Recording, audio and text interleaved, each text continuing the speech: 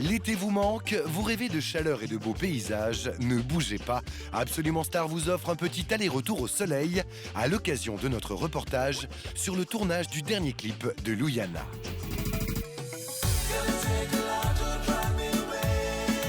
Nous sommes partis à la découverte de la Tunisie et nous sommes littéralement tombés sous le charme de ce pays aux multiples facettes. Besoin d'évasion? Suivez le guide, dépaysement garanti.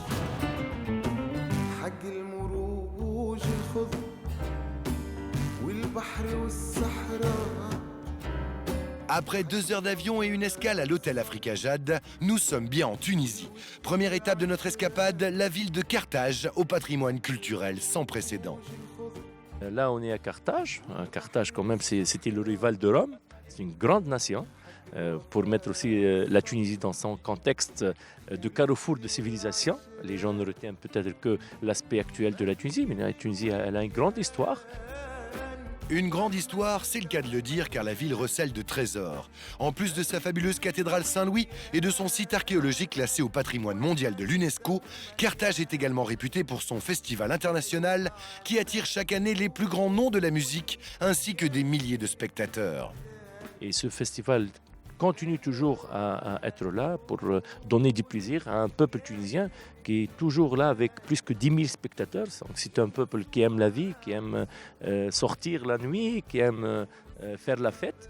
Et c'est des choses qui ne changeront jamais. Donc, nous sommes très contents de voir les touristes ici. Nous sommes très ouverts à toutes les nationalités. La Tunisie, comme j'ai dit, ça a été toujours un carrefour de civilisation, une terre d'accueil. Le Tunisien de nature, il est accueillant, il est souriant. Et ce sont on va dire des valeurs qu'on travaille beaucoup à les garder et à les sauvegarder. Et nous réussirons à le faire. Autre lieu incontournable du pays, le magnifique village de Sidi Bou Saïd. Un endroit hors du temps où s'entremêlent architecture arabe et andalouse. C'est un des plus beaux villages qui est dans notre pays. C'est un village qui a une authenticité de par ses couleurs et de par sa situation géographique. C'est un village qui est blanc et bleu pour rappeler la couleur de la mer et la couleur des nuages. C'est un village qui est suspendu au-dessus de la mer et qui a gardé cette authenticité. Grâce à sa douceur de vivre, le village attire toujours plus de visiteurs et l'on prend plaisir à se perdre dans ses ruelles. Tout est fait avec le cœur à Sidi Bou Saïd.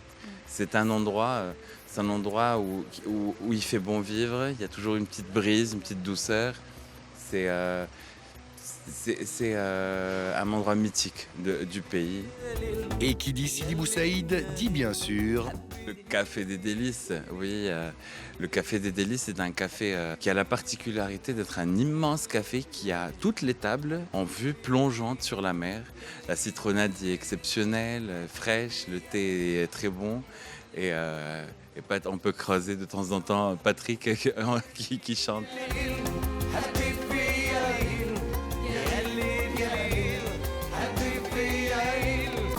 On quitte notre ami Patrick et on poursuit notre périple tunisien. Direction cette fois l'immense amphithéâtre romain d'El Djem, l'un des monuments les plus célèbres du pays. Incroyablement bien conservé, il abritait à l'époque des combats de gladiateurs et des courses de chars.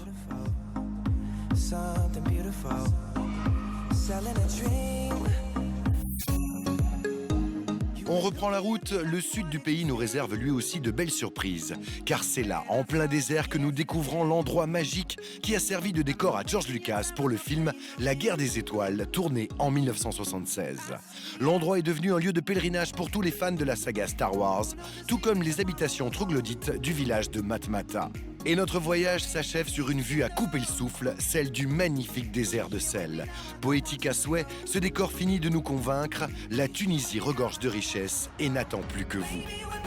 La France est le partenaire économique numéro 1 de la Tunisie et ça nous fait beaucoup de peine de voir le nombre de touristes français baisser.